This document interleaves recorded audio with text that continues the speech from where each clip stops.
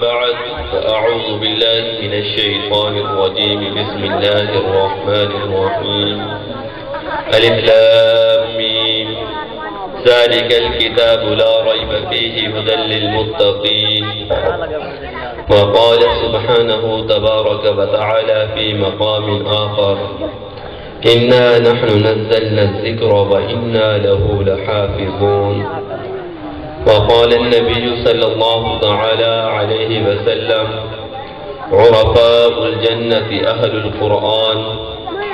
وقال النبي صلى الله تعالى عليه وسلم من حمل ذا القرآن فقد أعان على هدم الإسلام ومن أعان حمل ذا القرآن فعليه لعنة الله أو كما قال عليه الصلاة والسلام صدق الله العظيم وصدق رسوله النبي الكريم ونحن على ذلك لمن الشاهدين والشاكرين والحمد لله رب العالمين. میرے عزیز واجب الاحترام، آج مدرسہ رحمت للعالمین کے بچوں کی دستار بندی ہے. اسی حوالے سے عظمت قرآن کے عنوان سے معنون یہ پروگرام سجایا گیا ہے. میرے عزیز واجب الاحترام، قرآن اس دنیا کی کتابوں میں سب سے اعلیٰ کتاب ہے، اور یہ وہ کتاب ہے جس کو اللہ نے اپنے آخری پیغمبر حضرت محمد عربی صلی اللہ علیہ وسلم پہ نازل کیا، اور اس دور سے لے کر آج تک کوئی اس کی نظیر نہیں لا سکا. یہ وہ کتاب ہے، ہر دور کے باطل نے اس کو مٹانا چاہا مٹا نہیں سکا، نکالنا چاہا نکال نہیں سکا. اور یہ وہ کتاب ہے جو گمراہ انسانوں کی آج بھی رہنمائی کر رہی ہے، جو بھٹکے ہوئے انسانوں کو رب تک پہنچانے کا ذریعہ ہے. کوئی انسان اس پہ عمل کر لے، اس کے لیے جنت کے دروازے کھل جاتے ہیں. اس کتاب کے اندر اللہ نے وہ تاثیر رکھی ہے. فرمایا کہ قاری قرآن اگر اپنے گناہوں کی وجہ سے جہنم میں چلا بھی جائے تو جہنم کی آگ اس پہ اثر انداز نہیں ہو سکے گی. میرے بھائیوں، قرآن تو وہ کتاب ہے جس کو اللہ کے نبی نے فرمایا کہ جس کے سینے میں چلی جائے جنت کے انسانوں کا وہ انسان سردار ہوگا. آج تو میں اور آپ دیکھتے ہیں کہ حافظ قرآن مجھے اور آپ کو نظر آتے ہیں، بظاہر ماحول معاشرے میں ان کی کوئی عزت اتنی نہیں ہوتی،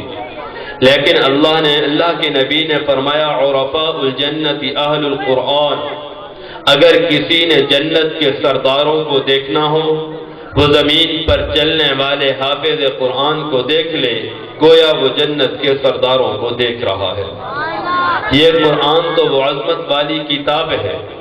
کہ حضرت علی بن ابی طالب رضی اللہ عنہ نے نبی کریم صلی اللہ علیہ وسلم سے پوچھا، یا رسول اللہ مجھے کوئی عمل بتلا دیجئے جس کو میں اختیار کروں،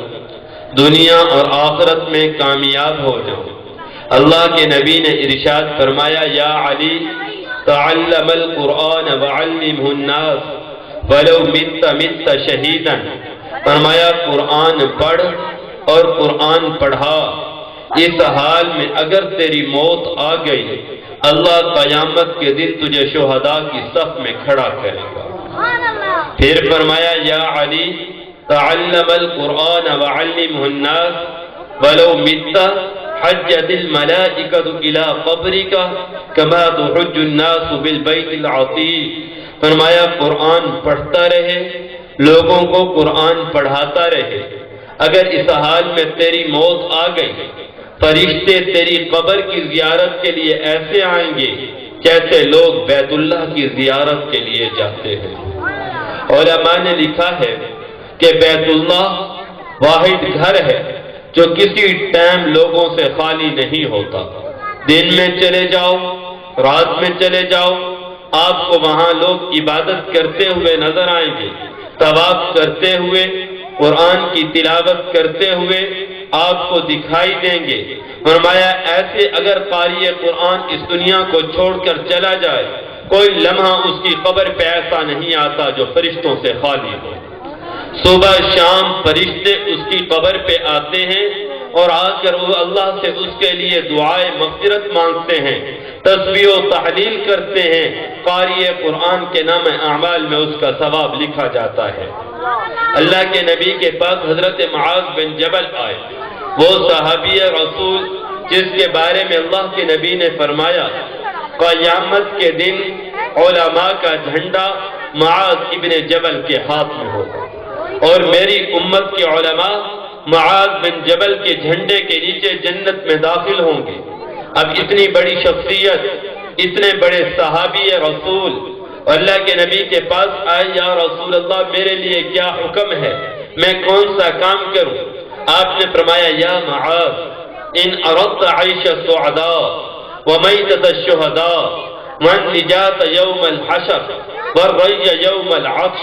وذل یوم الحرور فادرس القرآن فإنه ذکر الرحمن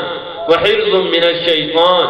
والرہجان فی المیزان۔ فرمایا اے معاذ قرآن پڑھتا رہے، لوگوں کو قرآن پڑھاتا رہے، اگر تو چاہتا ہے اللہ تجھے سعادت والی زندگی دے، شہادت والی موت دے، جب اللہ کے عرش کے علاوہ کوئی سایہ نہیں ہوگا اور اللہ کی ذات عالی تیرے اوپر اپنے عرش کا سایہ کرے،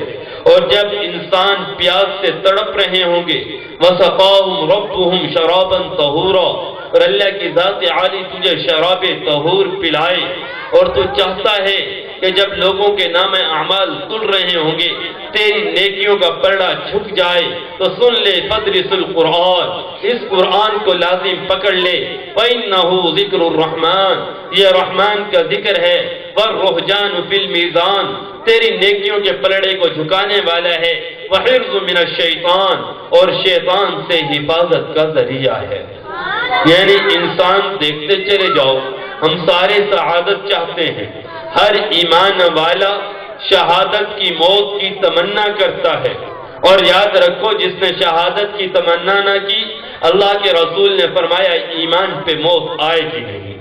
اس لیے فرمایا سعادت، شہادت، اللہ کے عرش کا سایہ، حوض کوثر کے جاموں کا ملنا، نیکیوں کے پلڑے کا جھکنا، شیطان سے حفاظت کا ملنا، یہ ساری چیزیں اللہ نے قرآن کے ساتھ وابستہ فرما دی ہیں۔ قرآن کو اگر تھام کے رکھو گے اللہ تمہیں وہ انعامات دے گا جس کی کوئی انتہا نہیں ہے۔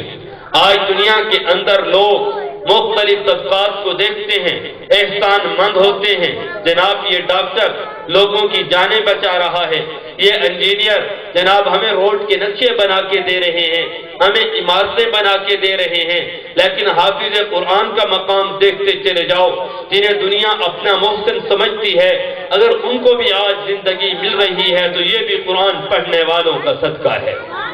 اللہ کے نبی نے ارشاد فرمایا جب انسان گناہ کرتا ہے اور اللہ کی ذات عالی بندوں کو گناہ کرتے ہوئے دیکھتی ہے، پھر میرے رب کو جوش آتا ہے کہ میرا بندہ جسے جوانی میں نے دی، مال و دولت کی فراوانی میں نے دی، آل اولاد کی نعمت میں نے دی، یہ میری نافرمانی کر رہا ہے، میرا رب فرشتوں کو حکم دیتا ہے کہ یہ میرا بندہ میری زمین پر چلتے ہوئے میری نعمتوں سے فائدہ حاصل کرتے ہوئے یہ پھر بھی گناہوں میں ڈوبا ہوا ہے، میری نافرمانی کر رہا ہے، فرشتوں میرا عذاب لے جاؤ، اس قوم کو تباہ و برباد کر دو، اس قوم کو ہلاک کر دو۔ آسمان کے فرشتے اللہ کا عذاب لے کر آتے ہیں، حدیث پاک میں آتا ہے جب فرشتے عذاب لے کر آتے ہیں فَتُسَلِّمُ الْمَلَائِكَةُ لِغَضَبِهِ تَمْلَأُ رِضًا، فرمایا جب فرشتے اس عذاب کے منظر کو دیکھتے ہیں سارے اللہ کی حمد و ثنا کرنا شروع کر دیتے ہیں، لیکن میرے رب کا غصہ ٹھنڈا نہیں ہوتا، پھر میرے رب کی نگاہ زمین پر پڑتی ہے، زمین کے کسی کونے میں بچے بیٹھے ہوئے قرآن پڑھ رہے ہوتے ہیں، کسی کی زبان سے نکلتا ہے بسم اللہ الرحمن الرحیم، کسی کونے سے آواز آتی ہے یاسین والقرآن الحکیم،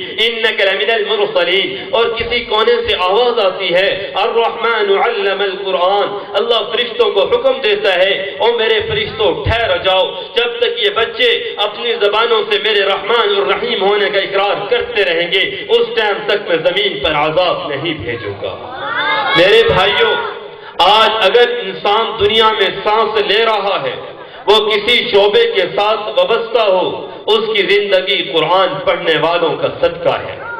इमाम मालिक रहमतुल्लाह अलैह के दौर में ताबी हैं, 18 साल रोज़े रसूल में बैठकर हदीस को पढ़ाया है। अपने जमाने के सबसे बड़े आलिम और मुफ्ती थे। उस जमाने में किसी आदमी का इंतकाल हुआ, उसने वसीयत लिखी कि ऐ लोगों, मेरी जायदाद उस आदमी को देना कि जो इंसान इस कायनात के अंदर सबसे बेहतर और सबसे अफजल हो। वो इस दुनिया को छोड़ के चला गया। अब मसला उठा कि इसकी जायदाद किसको दी जाए, कहां पे तकसीम की जाए। डॉक्टर आए,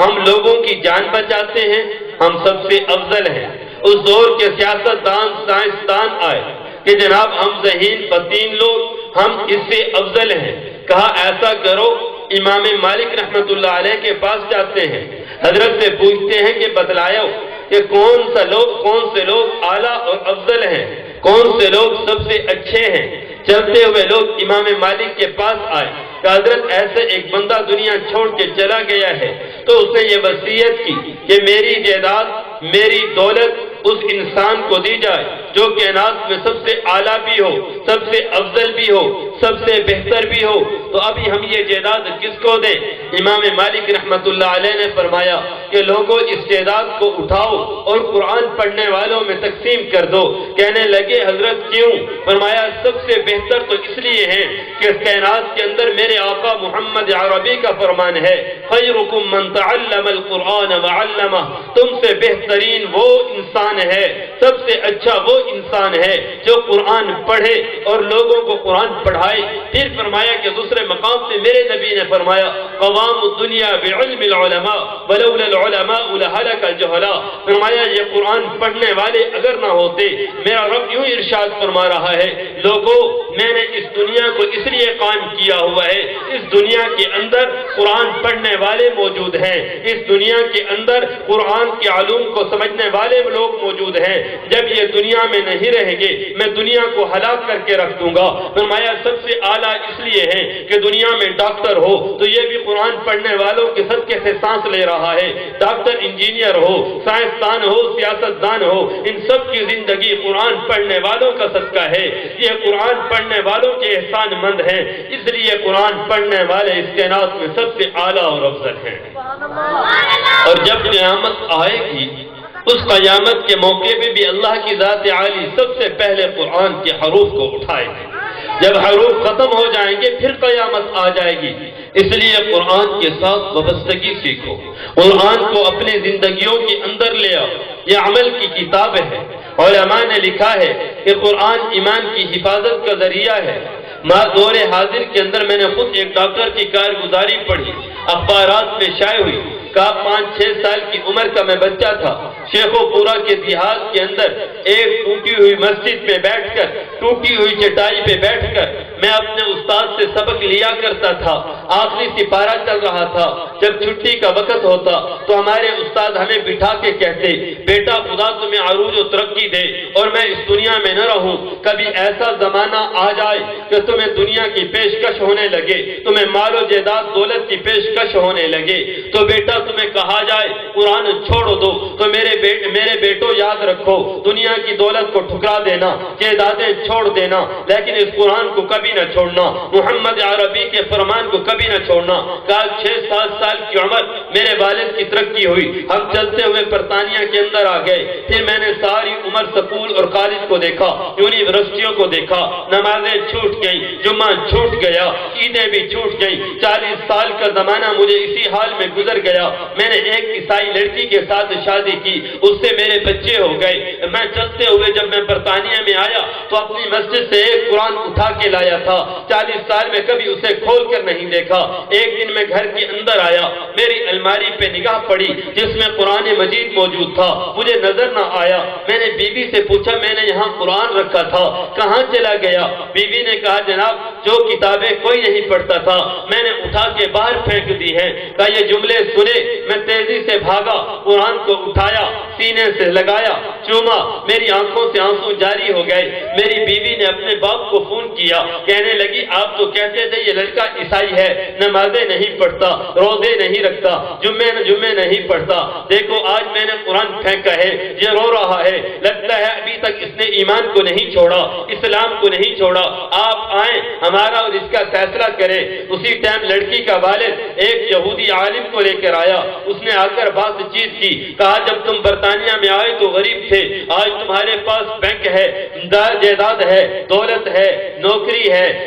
اولاد ہے، اب تمہیں فیصلہ کرنا ہوگا، اعلان کرنا ہوگا، یا تو عیسائیت کو قبول کر لو، ایمان کو چھوڑ دو، یہ ہر چیز تمہاری ہے، یا تو ایمان کو قبول کر لو اور یہ ساری چیزیں چھوڑ کر چلے جاؤ، ہم تمہیں ایک رات سوچنے کی مہلت دیتے ہیں۔ کہا ابھی وہ جانے لگے، میں نے سر جھکایا تو مجھے وہ شیخ پورا کی مسجد یاد آئی، اس قاری کے الفاظ یاد آئے، اس نے کہا میرے بچوں اگر دنیا میں تمہیں دولت اور جائیداد کی پیشکش ہو، دنیا کے اندر تمہیں نوکری کی پیشکش ہو، عورتوں کی پیشکش ہو، اور تمہیں کہا جائے قرآن چھوڑ دو، محمد عربی کو چھوڑ دو، بیٹا کسی چیز کو نہ چھوڑنا، قرآن کو مضبوطی سے تھامے رکھنا، دنیا جاتی ہے تو چلی جائے لیکن ایمان کے سودے کبھی مت کرنا۔ کہا یہی جیسے میں نے سر جھکایا میرے قاری کے الفاظ گھومنے لگے، میں وہیں رک گیا، میں نے سر اٹھا کے کہا دیکھا ابھی وہ پادری دروازہ نہیں کراس کر گیا تھا، میں نے آواز لگا کے کہا پادری صاحب ٹھہر جاؤ، صبح تو بہت دور ہے، میں اپنا قرآن اور اپنا ایمان لے کر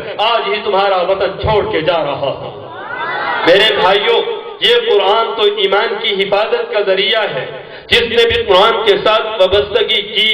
اسے محبت سے اپنایا، اللہ نے مرتے دم تک اس کے ایمان کی حفاظت کی ہے۔ میرے دوستو ایسی ایک دو مثالیں نہیں، انگنت مثالیں موجود ہیں۔ محرِ صغیر کے اندر جب انگریز کا دور حکومت تھا اور 200 سال تک انگریز نے حکومت کی ہے، اس انگریز کے دور حکومت کے اندر جب ملکہ الزبتھ اپنا ہندوستان کی ملکہ تھی، اس نے اپنی کابینہ کو بلایا اور کابینہ کو بلانے کے بعد پوچھا کہ مجھے سمجھ میں نہیں آتا اس دنیا کے اندر واحد ایک طبقہ مسلمانوں کا ہے جو ختم ہونے کا نام نہیں لیتا، میں نے اعلان کر دیا کہ آئندہ آذان کوئی نہ دے، مسجدوں میں نمازیں کوئی نہ پڑھے، یہاں تک کہ تاریخ کے واقعات میں لکھا ہوا ہے جب لوگ آذان دینے کے لیے مسجد میں کھڑے ہوئے، مؤذن نے کہا اللہ اکبر اللہ اکبر، گولی چلی شہید ہو گیا، اسی کی جگہ دوسرا بھائی کھڑا ہو کر آذان دینے لگا، گولی لگی شہید ہو گیا، دوسرے کے بعد تیسرا آیا، 4 لاشیں گری، ایک آذان کو مکمل کیا گیا ہے، لوگ نماز پڑھنے کے لیے آئے، گولی چلی، امام بھی شہید، نمازی بھی شہید، لیکن اگلی ٹائم نماز کے ٹائم ویسے آذان بھی ہوئی ہے، لوگ نماز پڑھنے بھی آئے ہیں، امام بھی آیا، مقتدی بھی آئے، جانوں کے نذرانے دیتے رہے لیکن نماز کو نہیں چھوڑا۔ کہا ہندوستان میں تو یوں بھی دور اور وقت آیا ہے کہ لوگوں کو ٹینکوں کے نیچے مسلمانوں کو سلا دیا گیا، ہاتھیوں کے ذریعے کچلوا دیا گیا، جیلوں کے اندر مسلمانوں کو ڈال دیا گیا، دہلی کے اندر 10,000 علماء کو لٹکا دیا گیا۔ پھر کہا اگر میں کسی قوم پر اتنا ظلم کرتی اس قوم کا نام و نشان مٹ کے رہ جاتا، لیکن یہ واحد مسلمانوں کی قوم ہے، نہ آذان چھوڑ رہی ہے، نہ نماز چھوڑ رہی ہے، نہ اپنے پیغمبر کے اوپر جان نچھاور کرنا چھوڑ رہی ہے، ذرا مجھے بتلاؤ اس کی وجہ کیا ہے؟ اپنی کابینہ کو یہ حکم دیا کہ مجھے اس وجہ کو سوچ کر بتلاؤ۔ اس کی کابینہ نکلتی ہے اور 6 مہینے تک ہندوستان کے اندر گھومی اور پھری، اور 6 مہینوں کے بعد آ کر 2 لفظی رپورٹ دی،